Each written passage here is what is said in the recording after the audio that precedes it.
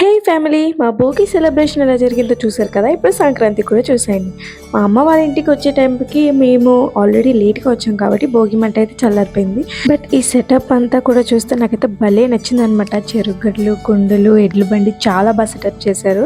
నాకైతే చూడడం తప్ప ఇప్పుడు ఎక్కింది లేదు. మా బుడ్డోడు అయితే భలే సరదా పడ్డాడు అనమాట. ఇంకా లేట్ చేయకుండా ఫొటోస్ తీయాలని చెప్పేసి మేము స్టార్ట్ అయిపోయాము. ఇంకా ఫొటోస్ అంటే నేను డ్రెస్ చేంజ్ చేసుకోవాలి కదా, మేమిద్దరం మ్యాచింగ్ వేసుకున్నాం ఈసారి.